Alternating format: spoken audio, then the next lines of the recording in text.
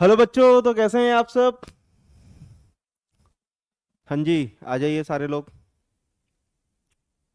हाँ, नया चैप्टर शुरू होने वाला है। देख लिया आप लोगों ने, कार्बोकैटायन। लास्ट क्लास में मैंने बोला था कार्बोकैटायन भी अपन स्टार्ट करने वाले हैं। हम्म। आ जाओ, सारे सारे आ जाओ। हम्म।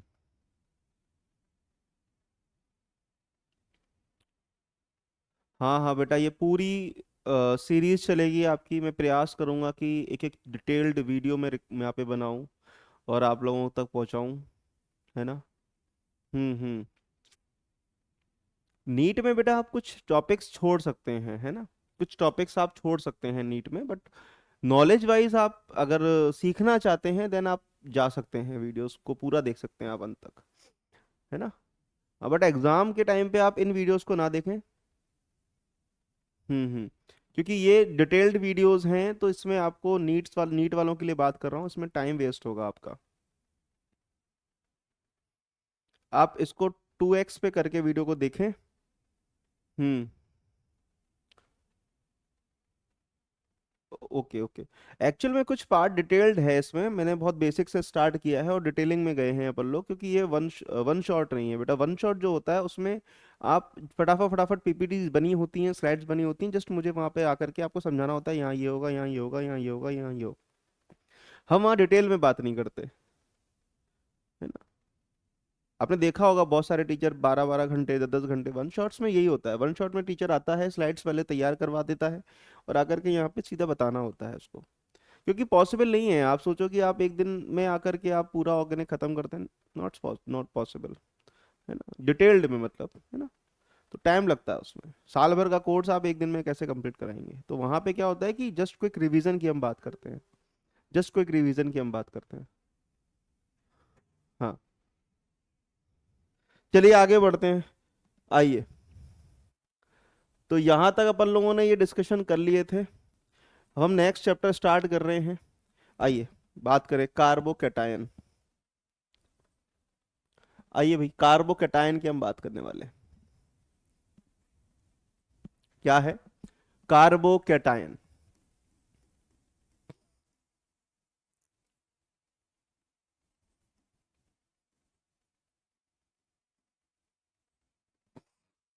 अब कार्बोकैटायन की अगर हम बात करें तो आप लोगों को पता है कि कार्बोकैटायन मतलब कार्बन के ऊपर पॉजिटिव चार्ज।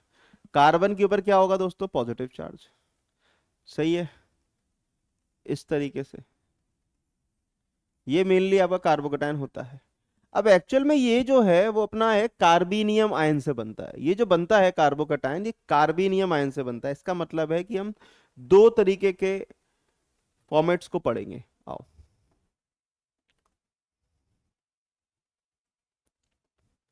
तो पहले बताओ कार्बोकैटायन क्या होगा, बताओ।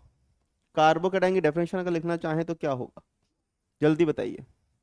आसान है यार, कार्बोकैटायन की डेफिनेशन बताओ। हम्म। क्या होगा, जल्दी बताओ। Carbon intermediate intermediate having positive charge. क्या मतलब हुआ कि ऐसा कार्बन का इंटरमीडिएट जिसके पास क्या हो, पॉजिटिव चार्ज हो। ठीक। ऐसा कार्बन का इंटरमीडिएट जिसके पास क्या हो, पॉजिटिव चार्ज। ठीक है। ठीक है भाई। आसान है यार, बहुत आसान है। आओ शुरू करें। तो बेसिकली ये दो टाइप्स के अपन पढ़ने वाले हैं यहाँ।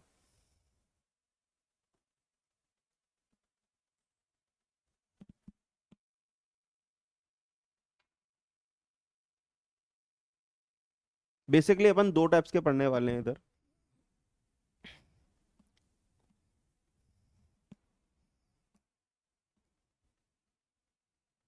ठीक है, दो टाइप्स के अपन पढ़ने वाले हैं इधर। पहला दोस्तों हम पढ़ने वाले हैं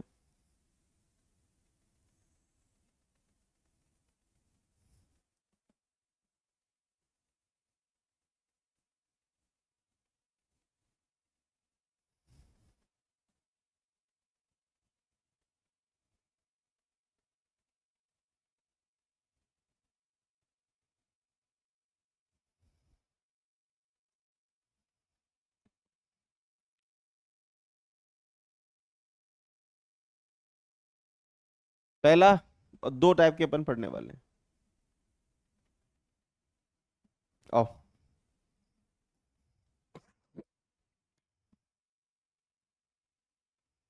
शुरू करें। पहला है अपना कार्बोनियम आयंस। पहला क्या है अपना कार्बोनियम आयन। दूसरा है अपना कार्बेनियम आयन। कार्बेनियम आयन। क्लियर। पहला क्या है अपना कार्बोनियम आयन।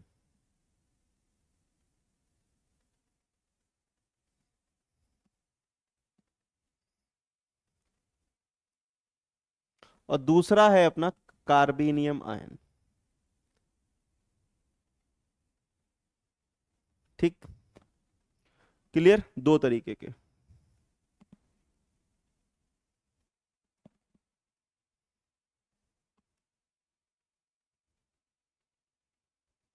ठीक है भाई।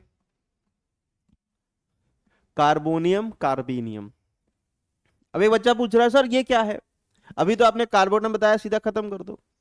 अरे रुको यार थोड़ा सब्र करो सब्र करो, सब्र का फल हमेशा मीठा होता है।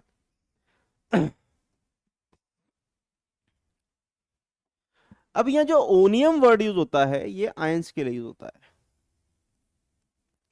Used used for positive charge ions. वो भी कब होगा, जैसे बात करें फॉर एग्जाम्पल अमोनियम देखा है आपने।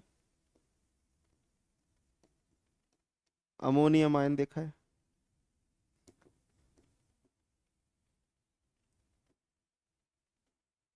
हाइड्रोनियम आयन देखा है क्या। अमोनियम आयन की अगर हम बात करें तो ये न्यूट्रल स्टेट में था मान लो।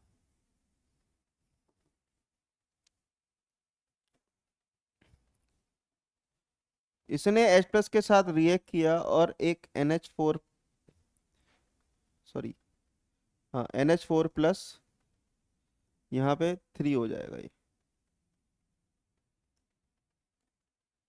इसने क्या किया अपने ये लोन पे यहाँ डोनेट करा, वो बन गया NH4 प्लस। तो ये जो है आपका वो क्या है आपका अमोनियम आयन। ठीक है, ये क्या है आपका अमोनियम आयन।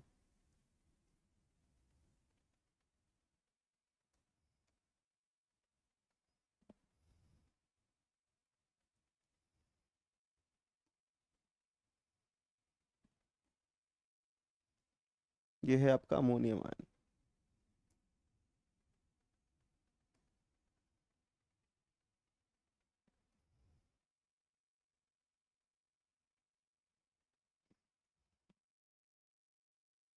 हाइड्रोनियम आयन की कहानी भी इससे मिलती जुलती है। जल देखा है आपने H2। इस जल के पास दो दो लोन पेयर होते हैं और ये एजेंट प्रोटॉन के साथ बॉन्ड की फॉर्मेशन कर लेता है। क्या कर लेता है ये एजेंट प्रोटॉन के साथ एक बॉन्ड की फॉर्मेशन कर लेता है और यहाँ बन जाता है H3O प्लस हाइड्रोनियम आयन। सही है।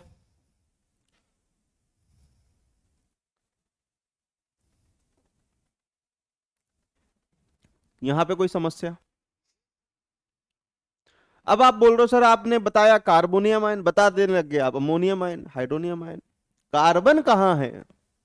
तो मैं समझाना चाह रहा हूं आपको ओनियम वर्ड को। मैं समझाना चाह रहा हूं आपको ओनियम वर्ड को कि ये कहाँ लगता है। जब भी एक न्यूट्रल कंपाउंड जो है अपने एक्स्ट्रा इलेक्ट्रॉन्स को डोनेट कर देता है और एक एक्स्ट्रा बॉन्ड की फॉर्मेशन करता है और उस एक्स्ट्रा बॉन्ड की फॉर्मेशन होने की वजह से वो आयंस में चला जाता है, तो ऐसे आयंस को अपन बोलते हैं ओनियम आयंस। क्लियर। ऐसे आयंस को क्या बोलते हैं बेटा अपन लोग ओनियम आयंस। फॉर एग्जाम्पल जैसे बात करें, अब हम बात करते हैं कार्बन की। तो हमारे पास कार्बन क्या है CH4, CH4, साथ में इसके सामने खड़ा है एक एजेंट प्रोटॉन। अब ये क्या करेगा कार्बन जो है इसके साथ एक एक्स्ट्रा बॉन्ड की फॉर्मेशन कर ले। और जैसे ये एक्स्ट्रा बॉन्ड की फॉर्मेशन करे तो CH5+ बना लेगा। तो इस पे क्या है, ये कार्बन है या नहीं, कार्बन है या नहीं, और साथ में एक्स्ट्रा बॉन्ड की फॉर्मेशन करी है और उसकी वजह से पॉजिटिव चार्ज आया तो ओनियम वर्ड यूज होगा। और है क्या, ये कार्बन से आया है तो ये क्या हो जाएगा आपका, कार्बोनियम आयन। ये क्या हो जाएगा दोस्तों, कार्बोनियम आयन। कोई समस्या है यहां तक, कोई समस्या है क्या यहां तक, तो पूछो। समझ में आई बात आपको। अमोनियम क्यों, अमोनिया से आयंस बना तो अमोनियम आयन, H2 वाटर से तो हाइड्रो, तो हाइड्रोनियम आयन। क्लियर, समझ में आया। कार्बन तो कार्बोनियम आयन, पहचान लेंगे अब आप, पहचान लेंगे आप। ठीक है भाई। अब कार्बोनियम आयन जो होता है, अभी अभी इसने ताजा ताजा, ताजा ताजा 5 बॉन्ड बनाए या नहीं है, तो इसको क्या, पेंटा वैलेंट, बोलो बोलो, पेंटावेलेंट है या नहीं, 5 बॉन्ड बनाया है ना भाई, CH5+ पेंटावेलेंट। अब इसमें होगा क्या, कुछ बच्चों का सवाल होगा कि सर कैसा दिखता होगा, कैसा दिखता होगा। तो आओ, आओ बात करें इसके स्ट्रक्चर की। देखो, देखना चाहेंगे आप, CH4 था, ये हमारा अब कार्बन, ये हमारे पास 2H, बन गया CH3। अब चौथा और जो पांचवा हाइड्रोजन होगा वो इसकी p ऑर्बिटल से इंटरेक्ट करेगा, वो इसकी p ऑर्बिटल से इंटरेक्ट करेगा। ये है इसकी p ऑर्बिटल। अब जो हमारा चौथा और पांचवा हाइड्रोजन होगा वो इसकी p ऑर्बिटल से यहां पे इंटरेक्ट करेगा।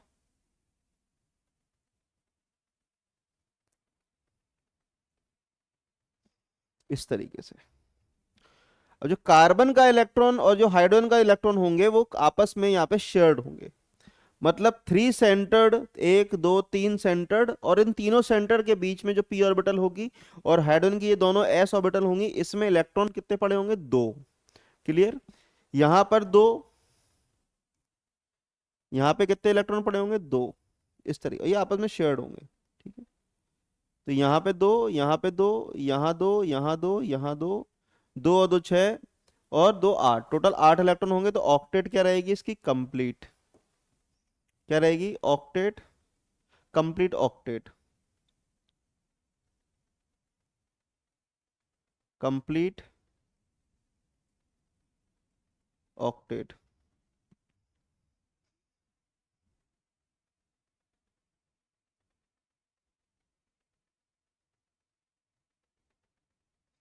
चेक कर लो इसको, देखो। ठीक है, बात समझ में आई कि नहीं। तो इसमें 2 इलेक्ट्रॉन्स आपस में शेयर्ड रहेंगे। आपने इनऑर्गेनिक में बनाना बॉन्ड पढ़ा होगा, तो ये जो बॉन्ड है ये क्या होगा आपका, 3 centred 2 electron bond. 3 centred, 1 2 3 centred, और इसमें घूमने वाले 2 इलेक्ट्रॉन्स, तो ये 3 सेंटर्ड 2 इलेक्ट्रॉन बॉन्ड होगा दोस्तों। क्लियर, बनाना बॉन्ड की तरह। समझ में आया आपको, कर लेंगे। और ये उसकी क्या होगी, p ऑर्बिटल होगी।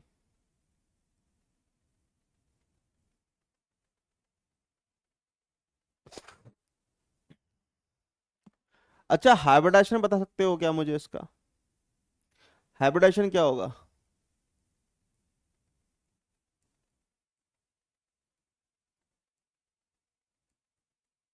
बोलो, हाइब्रिडाइजेशन क्या होगा, sp2। ठीक है, हाइब्रिडाइजेशन क्या होगा, sp2, ट्राइगोनल प्लेनर। सही है। बस इतनी ही इंफॉर्मेशन अपन कार्बोनियम आयन के बारे में बात करेंगे। और खुशी की बात है आपके लिए कि ये IIT, not in IIT, not in IIT, ये आईआईटी में नहीं है, नहीं है आईआईटी में, भाषण में आई। तो अब सर आईआईटी में है क्या? आईआईटी में आपके लिए ये है, आपको सिर्फ कार्बेनियम आयन दिया जाएगा। पूरी की पूरी आईआईटी में और नीट के अंदर सिर्फ कार्बेनियम के बारे में चर्चा होगी, कार्बोनियम आयन के बारे में बातचीत नहीं होगी। क्लियर? बनेगा ही, बनाएंगे ही नहीं अपन, देखेंगे ही नहीं। तो बात करते हैं अपन कार्बेनियम आयन की। तैयार हैं आप लोग? आओ, कार्बेनियम आयन के बारे में। तो कार्बीन को देखेंगे आप लोग पहले। ये है हमारा कार्बीन, CH2, ये हमारा कार्बन। बगल में खड़ा है प्रोटॉन, और दे देगा ये इसको इलेक्ट्रॉन, बन जाएगा CH3+, और ये हो गया आपका कार्बेनियम आयन, कार्बेनियम आयन। चेक कर लो इसको, ये है आपका कार्बेनियम आयन। ओ ओ ओ ओ।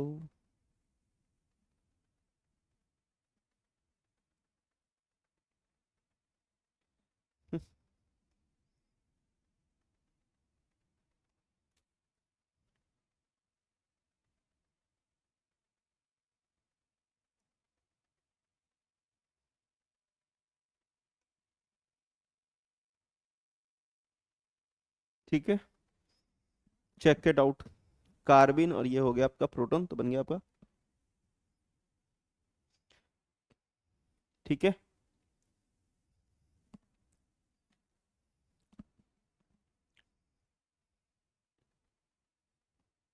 तो आओ इसको डिटेल में पढ़ते हैं।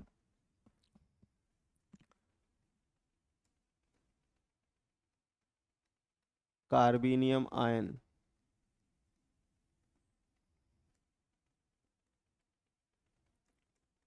क्या था हमारे पास? कार्बीन प्लस एजेंट प्रोटॉन, ये डोनेट करेगा इसको इलेक्ट्रॉन, बन जाएगा CH3+। ये क्या था? कार्बीन। ये क्या है? प्रोटॉन, एजेंट प्रोटॉन, और ये बन गया आपका कार्बेनियम ion.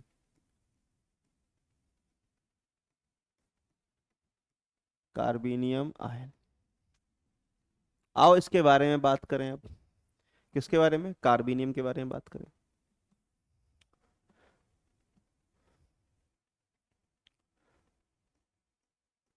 Total number of electrons कितने हैं इसके बाद?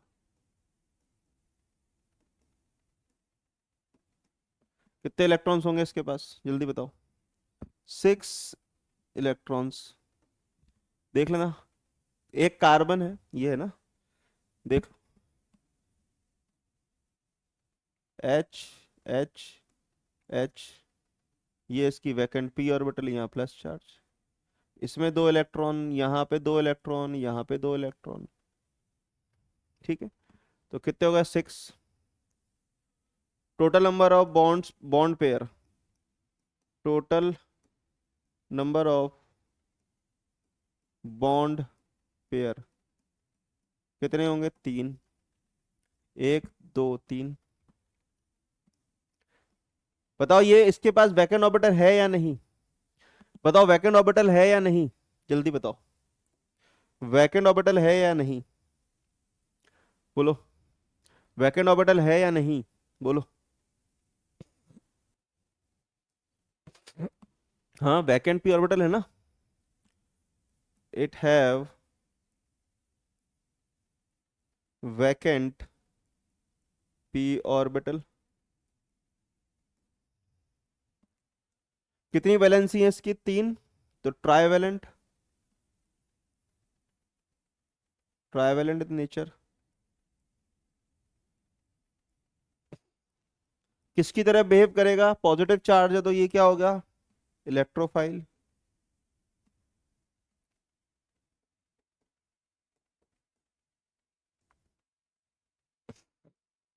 हाईली रिएक्टिव,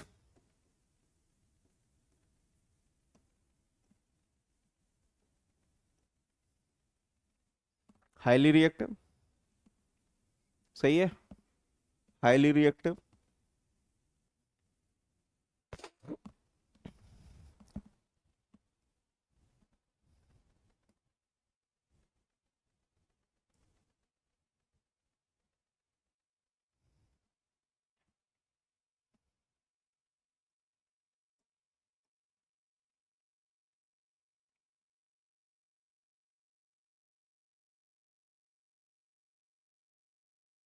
इसको मैं थोड़ा सा और अच्छे से दिखा देता हूँ आपको, है ना।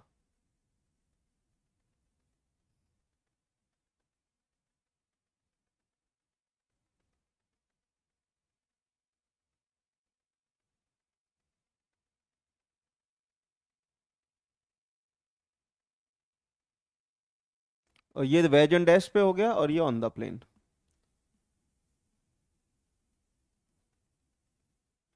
ठीक है, यहाँ पे ये दो दो इलेक्ट्रॉन मान लेना अब आप।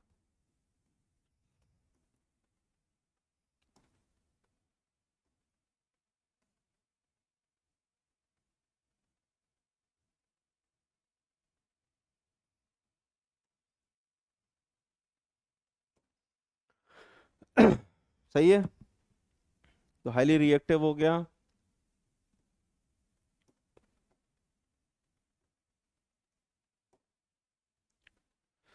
उसके बाद क्या होगा बताओ। हाईली रिएक्टिव है मतलब हाईली अनस्टेबल होगा। Highly unstable. सही है, हाईली अनस्टेबल होगा भाई। अब आप खुद सोचो, इस कार्बोकेटाइन को जरा आप ध्यान से थोड़ी देर निहारो, जरा आप देखोगे तो आपको पता चलेगा कि इस कार्बन के पास तीन बॉन्ड है। तो ये क्या है, प्लेनर है। अब तीन बॉन्ड है मतलब हाइब्रिडेशन क्या होगा इसका। प्लेनर तो चलो सेकेंडरी देखेंगे। कितने बॉन्ड है इसके बाद, तीन। तो अगर कोई पूछता है कि हाइब्रिडाइजेशन क्या है, तो कितने सिग्मा बॉन्ड है इसके पास, तीन। Sigma plus zero lone pair, तो sp2। क्या हो गया, sp2। और ये क्या हो गया आपका, trigonal planar. Trigonal planar. Bond angle कितना होगा, 120। अच्छा, ये लोएस्ट एसिड है या लोएस्ट बेस है, किसकी तरह काम करेगा। It can accept the electron pair, क्योंकि वैकेंट ऑर्बिटल होने की वजह से, वैकेंट पी ऑर्बिटल होने की वजह से ये इलेक्ट्रॉन पेयर को एक्सेप्ट कर सकता है। अब ये इलेक्ट्रॉन पेयर को एक्सेप्ट कर सकता है, इसका मतलब ये लोएस्ट एसिड है या लोएस्ट बेस, जल्दी बताओ। Lowest acid, due to vacant p orbital, it can accept electron pair. तो ये क्या हो गया, लोएस्ट एसिड हो गया। सही है। और कुछ बातें। बीपी हो गया, बॉन्ड पेयर हो गया। अनपेयर्ड इलेक्ट्रॉन कितने, यूपी। अनपेयर्ड इलेक्ट्रॉन कितने होंगे बताओ, जीरो। एलपी बताओ, लोन पेयर बताओ, लोन पेयर जीरो। सही है। सही है। अच्छा ये बताओ कि ये किससे रिएक्ट कर सकता है, वो इलेक्ट्रोफाइल की तरह काम कर रहा था, ये किससे रिएक्ट कर सकता है, बोलो। अरे ये खुद इलेक्ट्रोफाइल है, तो ये किससे रिएक्ट करेगा, न्यूक्लियोफाइल से। Reacts with nucleophile.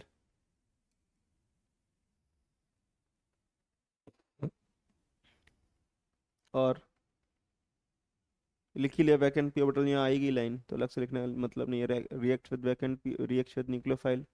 अच्छा, ये न्यूक्लियोफाइल से रिएक्ट कर सकता है from both side due to planar nature. मैंने बोला ये प्लेनर है, ट्राइगोनल प्लेनर है। तो ये कैसा होगा, ये कार्बन, एक हाइड्रोजन ये बाहर, एक हाइड्रोजन ये अंदर, और दूसरा हाइड्रोजन मेरी तरफ। तो एक, दो, और ये तीन। तो ये इस तरीके से प्लेनर हो गया। ये कार्बन पे ये पी ऑर्बिटल होगी इस तरीके से। ये बात समझ में आ रही? ये कार्बन, एक हाइड्रोजन, एक हाइड्रोजन और एक हाइड्रोजन यहाँ। क्लियर। ये एक hydrogen, single bond carbon, single bond hydrogen, single bond hydrogen. तो ये इस तरीके से बना, और इस कार्बन से इस तरीके से ये पी ऑर्बिटल निकल रही है यहाँ, ये इस तरीके से। तो अब न्यूक्लियोफाइल जो है इसको दोनों तरफ से अप्रोच कर सकता है। Nucleophile can approach from both side, top और बॉटम, दोनों से अटैक कर सकता है। बात सुन, निहायत ही इंपॉर्टेंट पॉइंट है ये दोस्तों। तो यहां लिख सकता हूं nucleophile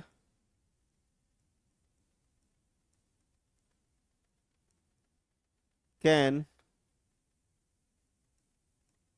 approach it from both sides.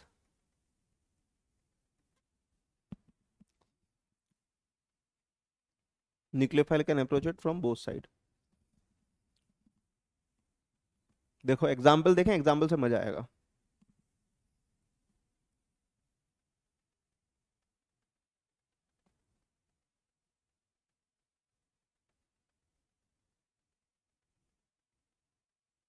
अब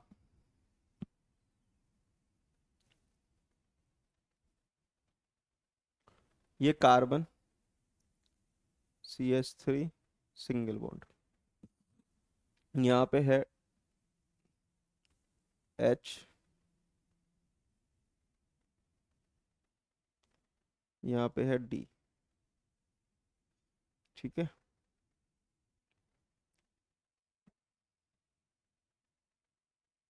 सही है।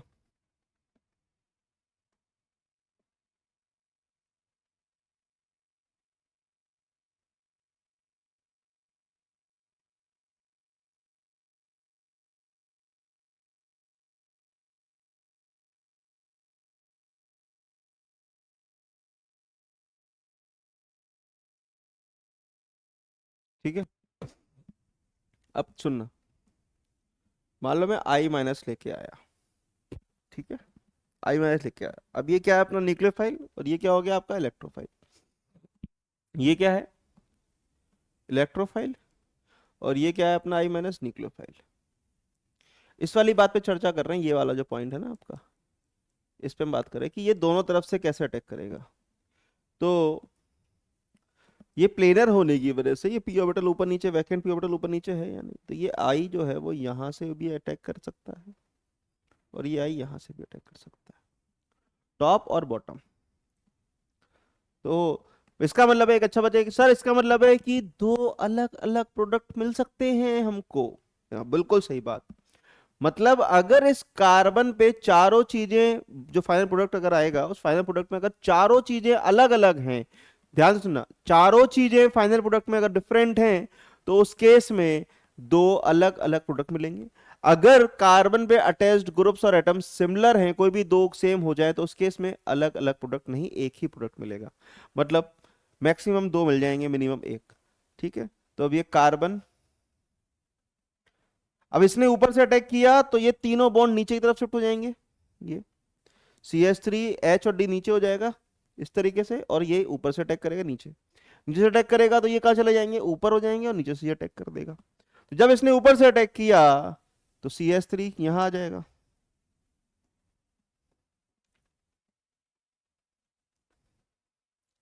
देखो C, ठीक है, ये आ गया CH3,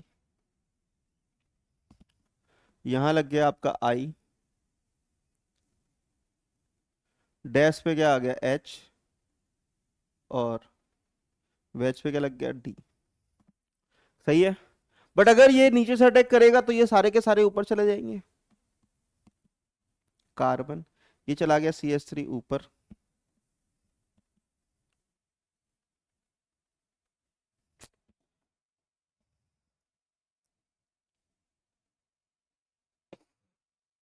यहां आ गया आपका D, और डैश पे क्या आ गया H, नीचे क्या आ गया I। सही है,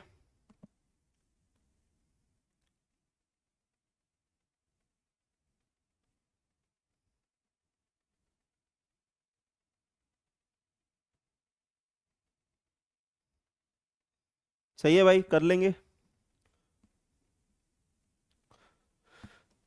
तो यहाँ पे मिरर लगाओगे अगर आप, तो आपको ये दोनों एक दूसरे की क्या देखेगी, मिरर इमेजेस। यहाँ पे अगर आप मिरर लगाएंगे तो आपको ये दोनों एक दूसरे क्या देखेगी, मिरर इमेजेस। ठीक है, कर लेंगे, कर लेंगे आप लोग। ठीक है भाई।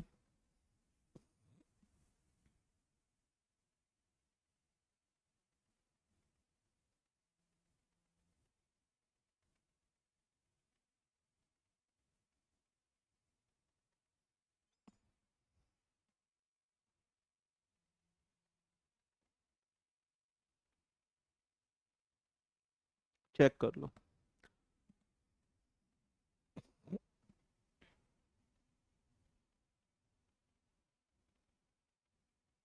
ठीक है, दो प्रोडक्ट मतलब रेसे मिक्सचर, तो यहाँ पे आपको दो प्रोडक्ट्स मिल जाएंगे।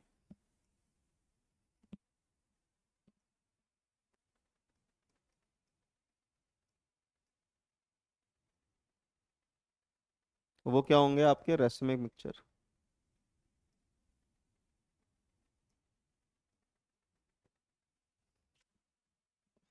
चेक कर लो, नोट करो।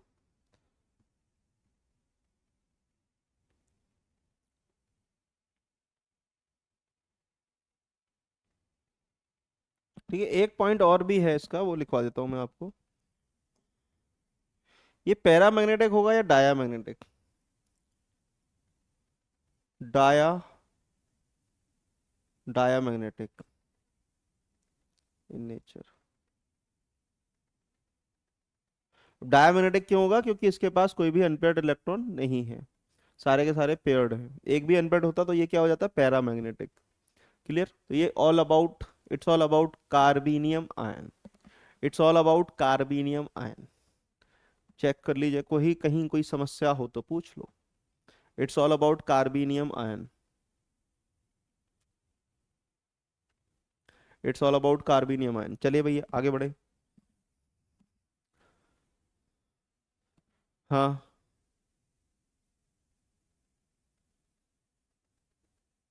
इसमें क्या डाउट आ गया भाई, इसमें कोई डाउट नहीं आना चाहिए।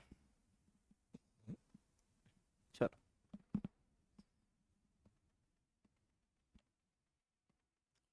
मोस्ट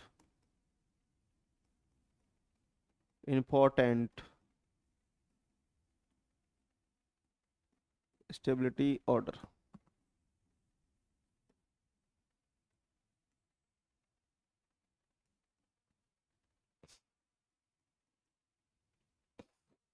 अब ये ऑर्डर मैं यहाँ लिखवाने जा रहा हूँ, वो ऑर्डर आप लोगों ने ऑलरेडी जीओसी के अंदर पढ़ा हुआ है। ये ऑर्डर ऑलरेडी आपने जीओसी के अंदर पढ़ा हुआ है, बट मैं यहाँ पे वापस इसको रिवाइज करवा रहा हूँ, वापस यहाँ पे लेके आ रहे हैं।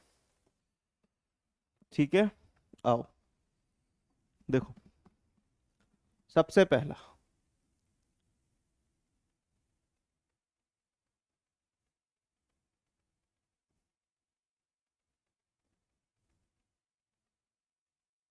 ठीक है, सेकंड,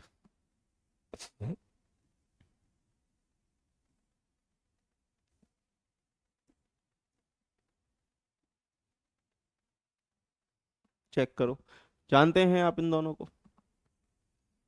अब इसके बाद तीन तीन पीएच के साथ रेजोनेंस, pH3C+, तीन तीन बेंजीन के साथ रेजोनेंस स्टेबलाइज्ड होगा, तीन तीन पीएच। फिर ले लो pH2CH+, pH2CH+, pH2CH+।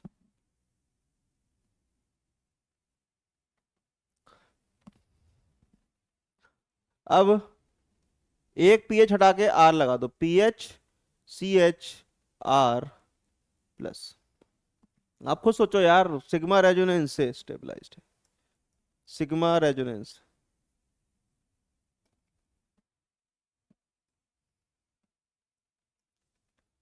Sigma resonance, aromatic, aromatic की वजह से ट्रोपोलियम कार्बोकैटायन जानते हैं, एरोमेटिक की वजह से ज्यादा स्टेबल है ये। सिग्मा रेजोनेंस की वजह से, यहाँ पे एरोमेटिक की वजह से, तीन पीएच रिंग की वजह से, थ्री पीएच रिंग की वजह से, यहाँ दो की वजह से यहाँ पे इसका प्लस आर मतलब प्लस एच और इसका एक बेंजीन के साथ, ठीक है। ये सब पता है, रीजन तो पता है आपको, ठीक है, रीजन आपको पता है सारे। नहीं पता हो तो लिख लेना। अब बताओ जल्दी क्या आएगा यहाँ पे, P S C H R के बाद बताओ जल्दी। पढ़ा हुआ है यार जीओसी में, जल्दी जल्दी बताओ, P S C H R के बाद क्या आएगा। हाँ, जल्दी बोलो।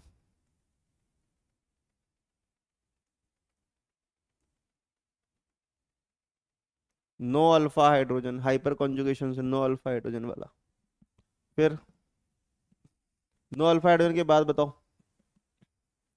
यार ये तो बहुत फटाफट आंसर आना चाहिए यार, तुम लोग कुछ बोल ही नहीं रहे हो, रिवाइज ही नहीं करके आए क्या। हम्म, बोलो।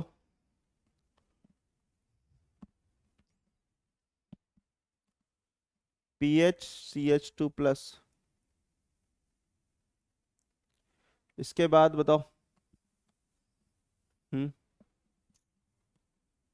इसके बाद क्या होगा।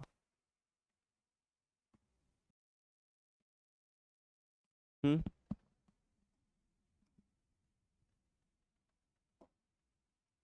Resonance, simple resonance, C H two double C H two plus. फिर हाइपर लगा दो 2 डिग्री वाला, 3 डिग्री यहाँ आ गया ना, तो सी एच थ्री सी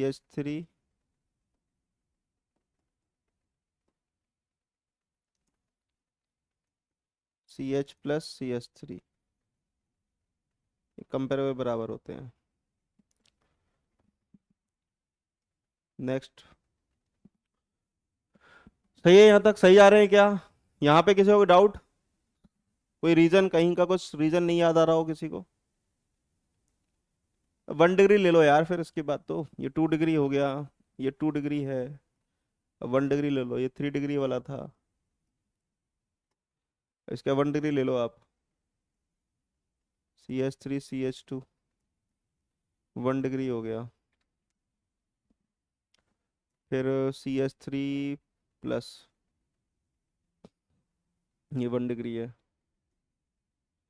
फिर C H double bond C H, तो C H two double bond C H. फिर लास्ट आएगा आपका C H triple bond C plus.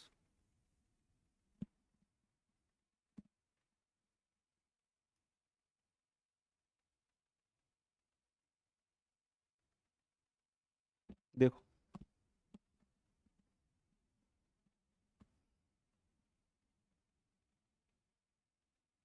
तो ये आपका निहायत ही इंपॉर्टेंट स्टेबिलिटी ऑर्डर है, इसको आपको अपने दिल और जहान में रखना है,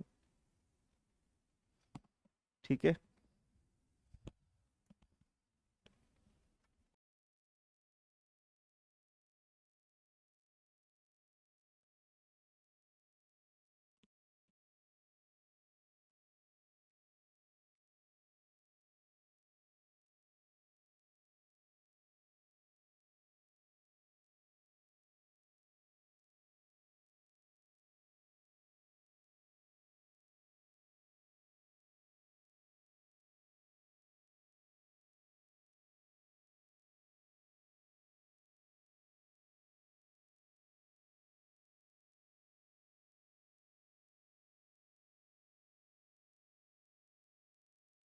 ठीक है,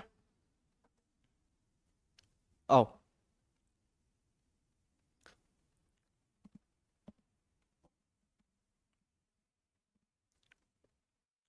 अब आगे बढ़े तो अपन अब कार्बन के बारे में बात, कार्बोकेटाइन की बात कर रहे थे अपन लोग, कार्बोकेटाइन वाला अपना टॉपिक चल रहा है। तो मुझे ये बताओ कि हमने एक फॉर्मेट बनाया था एक, है ना, मैं लिखने जा रहा हूँ, देखना ध्यान से। हमने रिएक्टेंट्स देखे थे, रिएक्टेंट से मैंने कहा था कि ये इंटरमीडिएट में जाएगा फर्स्ट। फिर यहाँ सर ये इंटरमीडिएट सेकंड्स में जाता है, सेकंड में जाएगा। और ये यहाँ से प्रोडक्ट में जाता है। हमने ये एक फॉर्मेट देखा था, देखा था या नहीं देखा था, हमने ये एक फॉर्मेट देखा था। और इस फॉर्मेट में अपन ने यहाँ पे बात कर ली थी इलेक्ट्रोफाइल न्यूक्लियोफाइल की। रिएक्टेंट्स में हमने इलेक्ट्रोफाइल न्यूक्लियोफाइल समझ लिए थे, सॉल्वेंट सॉल्वेंट सब देख लिया था। अब हम बात कर रहे हैं बेटा इसकी, इंटरमीडिएट की। पहले हम ये समझेंगे इंटरमीडिएट, अभी हमने बेसिक इन्फॉर्मेशन ले ली कि इंटरमीडिएट होता क्या है, क्या क्या प्रॉपर्टीज होती हैं। अब ये बात करेंगे कैसे बनता है, रिएक्शन के दौरान इंटरमीडिएट की फॉर्मेशन कैसे होती है, अब हम उसकी बात करेंगे। फिर ये आगे फर्दर रीअरेंजमेंट कैसे होगा वो वाली बात करेंगे। जब हम इंटरमीडिएट बनाना सीख जाएंगे, कार्बोकेटाइन बनाना सीख जाएंगे, उसका हम रीअरेंजमेंट सीखेंगे। रीअरेंजमेंट करने के बाद फिर हम फाइनल प्रोडक्ट पे चले जाएंगे। तो ये पूरा का पूरा अपना फॉर्मेट चलेगा इस तरीके से। पूरी ऑर्गेनिक की सारी रिएक्शन इसी फॉर्मेट में चलेंगी, हम बात करने वाले हैं जो। क्लियर? रिएक्टेड हमने पढ़ लिया है, हम अब इंटरमीडिएट पे आ रहे हैं। ये वो टाइप की रिएक्शंस आपको याद हो स्टार्टिंग में अपन ने बात करी थी टाइप्स ऑफ रिएक्शंस में। तो हमने कहा था एक सिंगल स्टेप वाली रिएक्शन होती है, उसमें क्या बनता है, इंटरमीडिएट नहीं बनता, उसमें बनता है ट्रांजिशन स्टेट। एक से ज्यादा स्टेप वाली जो रिएक्शन थी जिसके अंदर 2 स्टेप हैं, 3 स्टेप है, उस सब में ट्रांजिशन स्टेट के साथ साथ इंटरमीडिएट की फॉर्मेशन भी होती है। तो वो इंटरमीडिएट के बारे में अपन अभी यहाँ पे इन्फॉर्मेशन ले रहे हैं, मतलब रीजन कि ये एक से ज्यादा स्टेप वाली रिएक्शन है। और पढ़ क्या रहे हैं अपन इंटरमीडिएट के अंदर, कार्बोकैटायन। बात समझ में आ रही है, कार्बोकैटायन। और जो कार्बोकैटायन है दोस्तों, वो आपने जीओसी के अंदर पढ़ा था, होमोलिटिक और हेटेरोलिटिक बॉन्ड फिजन, दो टाइप के बॉन्ड फिजन पढ़े थे। दो तरीके से अपन बॉन्ड को तोड़ सकते हैं ये पढ़ा था। एक था होमोलिटिक बॉन्ड फिजन और एक था, दूसरा क्या था, हेट्रोलिटिक बॉन्ड फिजन। बोलो सही बात है या नहीं? तो होमो मतलब होता था रेडिकल्स की फॉर्मेशन होना, तो मतलब उस टाइप की रिएक्शन के अंदर जहां पे होमोलिटिक बॉन्ड फिजन होगा वहां पे रेडिकल्स बन रहे होंगे इंटरमीडिएट के अंदर। बट अगर हेट्रोलिटिक बॉन्ड फिजन करते हो तो उस केस में आयंस बनते हैं, कार्बोकैटायन बनता है, एनायन बनता है। तो हम जो पढ़ रहे हैं अभी वो हम क्या पढ़ रहे हैं, कार्बोकैटायन। इसका मतलब है जो रिएक्शंस हम यहाँ करेंगे जिसके अंदर फॉर्मेशन देखेंगे कार्बोकैटायन की, वो सारी की सारी क्या होगी, हेट्रोलिसिस से आकर के बनेगी। ठीक है, किससे बनेगी, हेटेरोलिसिस से आके बनेगी। ये बेसिक इंफॉर्मेशन समझ में आई आपको? चलिए आइए बात करते हैं टाइप्स ऑफ रिएक्शंस के अंदर। ठीक है, आइए टाइप्स ऑफ रिएक्शंस।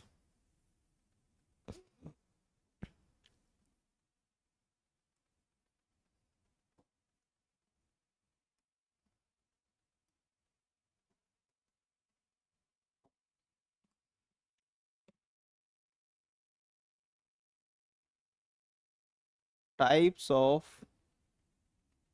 रिएक्शंस, तो हम पहले क्या देख रहे हैं, फॉर्मेशन ऑफ कार्बोकैटायन।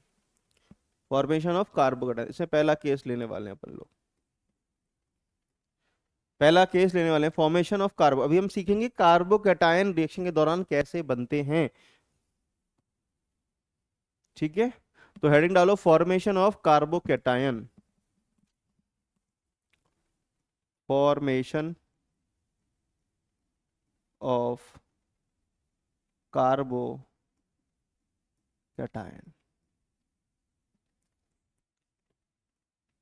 कि कार्बोकैटायन कैसे बनते हैं।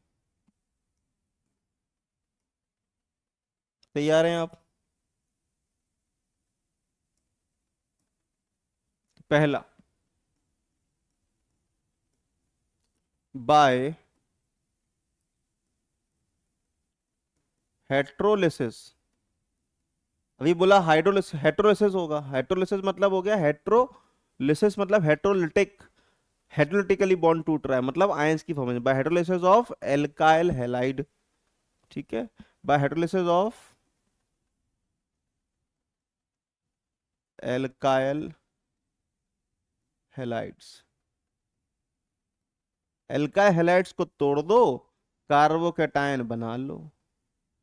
एल्काइल हैलाइड के बीच के बॉन्ड को तोड़ लो, कार्बोकैटायन वहां से बना लो by hydrolysis of alkyl halide. या इसको और जनरलाइज कर देते हैं अपन लोग, by hydrolysis of covalent bond. अब ठीक है, सारी आ जाएंगी यहाँ पे, covalent bond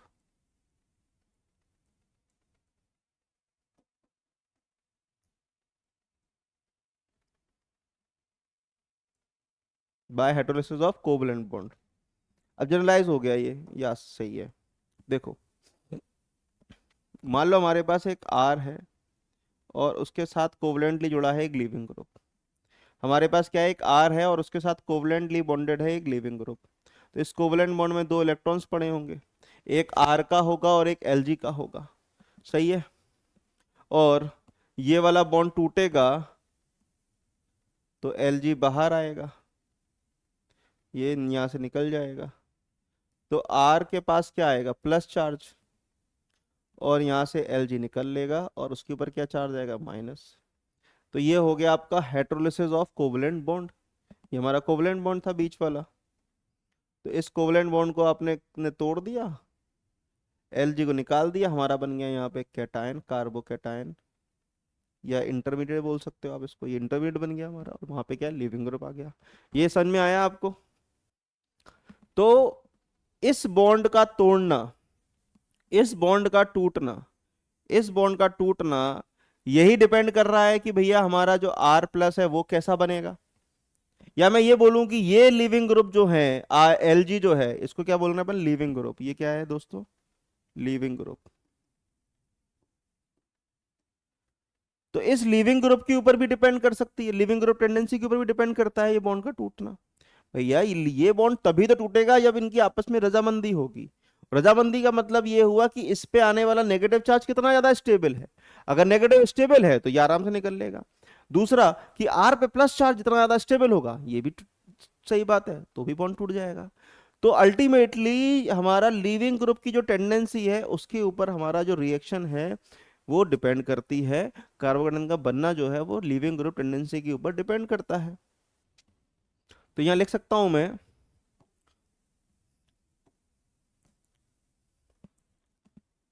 if reaction is moving in forward direction, then it depends on leaving group tendency. किस पे डिपेंड करेगी ये, लिविंग ग्रुप टेंडेंसी के ऊपर डिपेंड करेगी, अगर रिएक्शन हमारी कहाँ जा रही है, फॉरवर्ड डायरेक्शन में मूव कर रही है। ठीक है। तो अब लिविंग ग्रुप टेंडेंसी को कैसे चेक करें अपन, सर लिविंग ग्रुप टेंडेंसी को कैसे चेक करें, आओ बता रहे ना। लिविंग ग्रुप टेंडेंसी, मैंने ये बताया कि लिविंग ग्रुप टेंडेंसी जो है वो डिपेंड करती है इस एलजी के नेगेटिव, एलजी पे जो आने वाला नेगेटिव चार्ज है वो कितना स्टेबल है, मतलब एलजी माइनस कितना स्टेबल है, दूसरा आर प्लस कितना ज्यादा स्टेबल है। बात समझ में आ रही है? तो leaving group tendency directly proportional to stability of LG minus, दूसरा स्टेबिलिटी ऑफ आर प्लस। जितना ज्यादा आपका आर प्लस स्टेबल होगा उतना अच्छा लिविंग ग्रुप टेंडेंसी होगी और उतना अच्छा निकल बॉन्ड का टूटने का रेट होगा। जितना अच्छा स्टेबिलिटी होगी एलजी माइनस की उतना अच्छा रेट होगा। दूसरा इनवर्सली प्रोपोर्शनल होगा basic base basic nature of LG minus, basic nature of LG minus, है ना, basic nature of LG minus,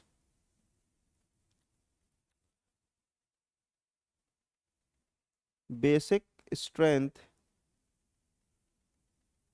of LG minus, या एलजी बोल लो। सही है? ठीक है, सही है। और ये आर प्लस की स्टेबिलिटी वगैरह तो आपने वहां पे नेगेटिव चार्ज स्टेबिलिटी जीओसी में पढ़ते हुए आए हो आप,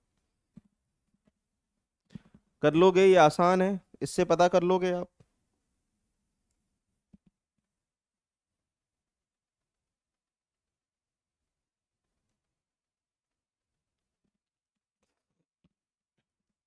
ठीक है।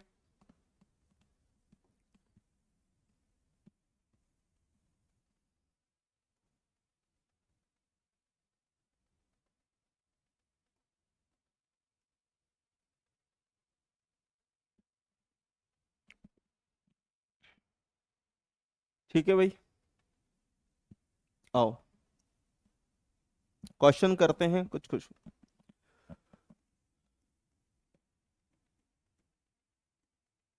Arrange following in decreasing order of, decreasing order of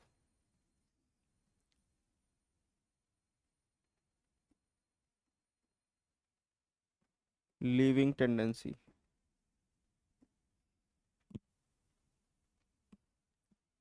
arrange following decreasing order of leaving tendency. करें? ये लोग ये सारे सवाल के आंसर जवाब आप ही देंगे मुझे। A, F minus C L minus B R minus I minus. ठीक है।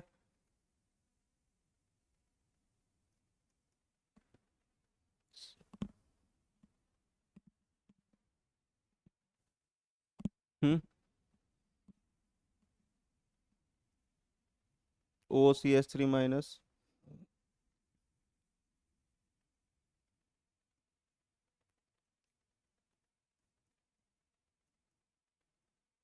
सी S three minus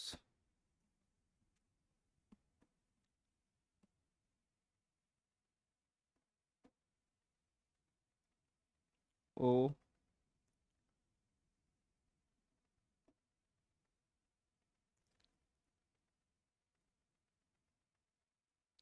C S three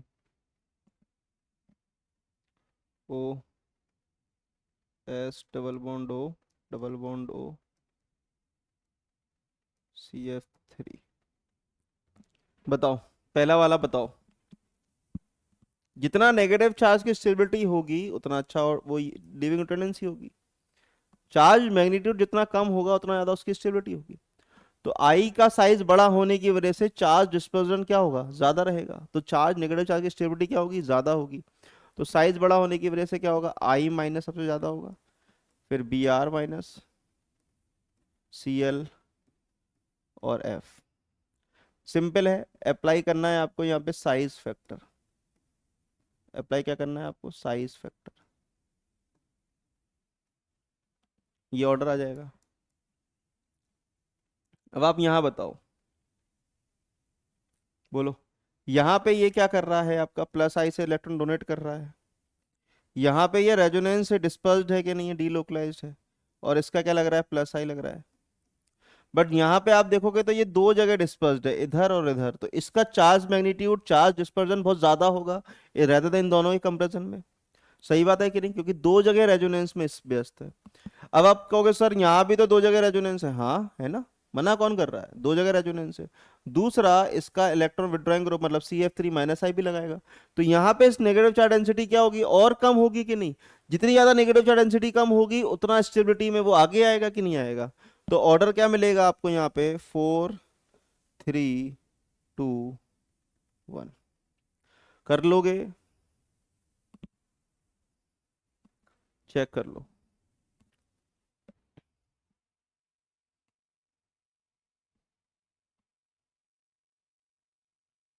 ये आएगा यहाँ ऑर्डर।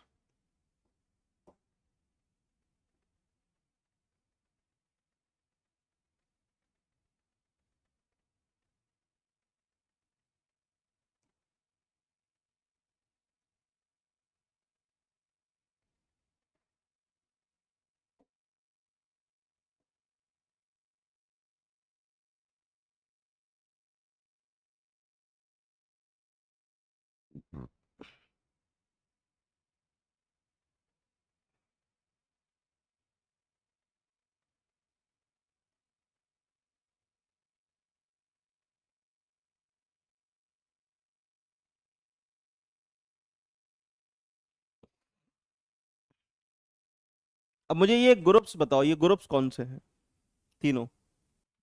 ये क्या है, एसिटाइल। ये कौन सा है बताओ, मेसिटाइल।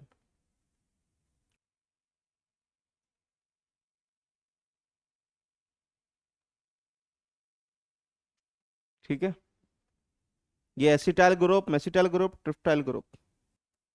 ठीक है, तो इसका शॉर्ट फॉर्म है TF, इसका है MS, और इसका है AS, AC sorry, AC, ME। तो इसको शॉर्ट फॉर्म में आप दिखा सकते हो यहाँ पे OAC, इस तरीके से। इसको O मेसिटाइल, O ट्रिप्टाइल, OTF, इस तरीके से भी रिप्रेजेंट कर सकते हो। ठीक है, ये acetate ion, mesityl ion, ट्रिप्टाइल ion, ये भी लिख लेना। ठीक है, नोट में एक पॉइंट लिख लो,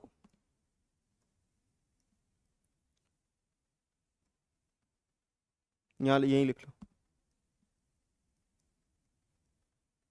जो वीक बेस होते हैं, weak base are better, weak base are better leaving group.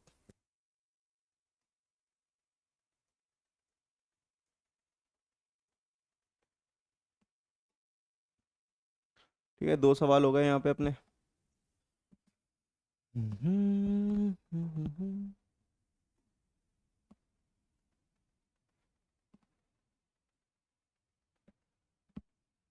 एक क्वेश्चन और करें, आओ एक क्वेश्चन और करते हैं।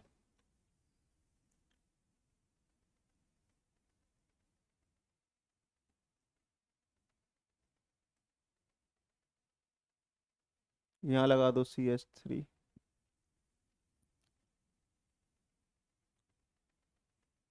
1। ठीक है, O माइनस,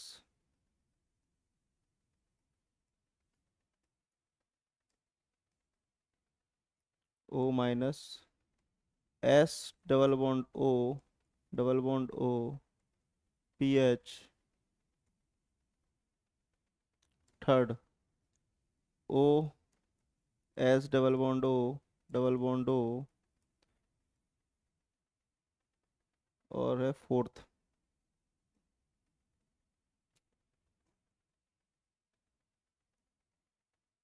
O माइनस,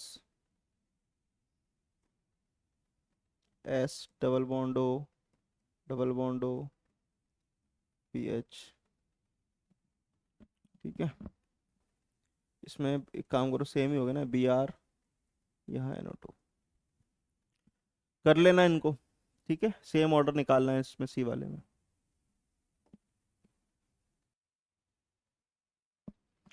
ठीक है, कुछ नोट में लिख लेना इसके आगे। Neutral, neutral leaving group is better than negative charged leaving group।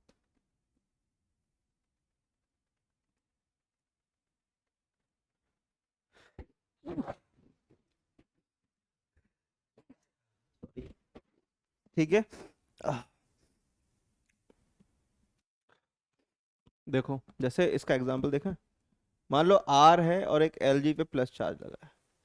अभी निकलेगा तो यहाँ से R के ऊपर क्या आएगा, प्लस, और यहाँ Lg हो जाएगा न्यूट्रल, ये हो गया न्यूट्रल। तो पॉजिटिव चार्ज की वजह से ये हाईली अनस्टेबल फील करेगा। ये क्या करेगा, हाईली अनस्टेबल फील करेगा। इस वजह से ये पॉजिटिव चार्ज को अपना खत्म करना चाहेगा, और जब ये निकलेगा तो ये शिफ्ट करके इसको देके चला जाएगा प्लस चार्ज अपना बासन में, कि मोर इलेक्ट्रोनेगेटिव एटम के ऊपर पॉजिटिव चार्ज लगा रखा है आपने, क्योंकि लिविंग ग्रुप के ऊपर नेगेटिव चार्ज आएगा, तो वो ही सारी कैटेगरी होगी ज्यादा इलेक्ट्रोनेगेटिव वाले होंगे। तो अगर उनके ऊपर नेगेटिव चार्ज लगा, वो सॉरी, अगर पॉजिटिव चार्ज लगाए तो वो क्या होंगे, हाईली अनस्टेबल फील करेंगे और वो इस स्टेट से निकलना चाहेंगे। तो that's why neutral leaving group जो है वो are better than negative charge leaving groups. ठीक है, बात समझ में आई है ना? तो ये क्या हो गया अपना लीविंग ग्रुप, न्यूट्रल। न्यूट्रल सही है, कर लेंगे। ठीक है, बेटर लीविंग ग्रुप।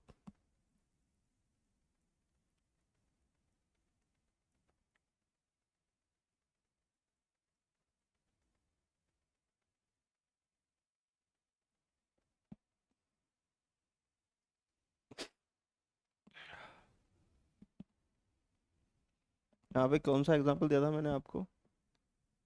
सी, आ, डी। O2 और N2 में भी कंपैरिजन बताओ मुझे। O2 और N2 में मुझे कंपेयर कर बताओ। O डबल बॉन्ड O, यहाँ पे क्या होगा आपका N ट्रिपल बॉन्ड N। जल्दी से जल्दी, जल्दी।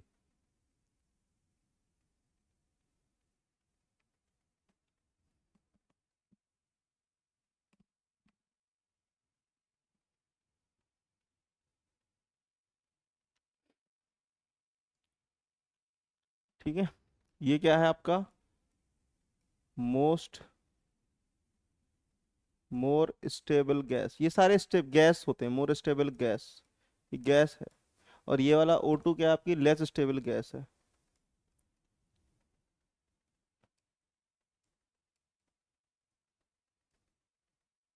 तो इसमें ऑर्डर क्या आएगा, ये। ठीक है, इससे हमें ये पता चला कि N2 और OTF ion, sorry, are super leaving groups.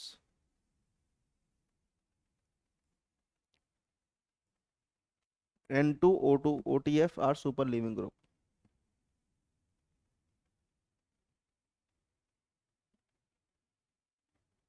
ठीक है,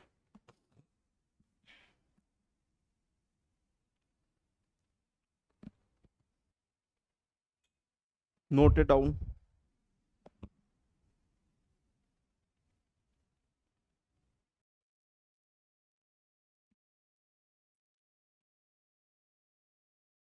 ठीक है, तो आज के लिए इतना ही रखते हैं।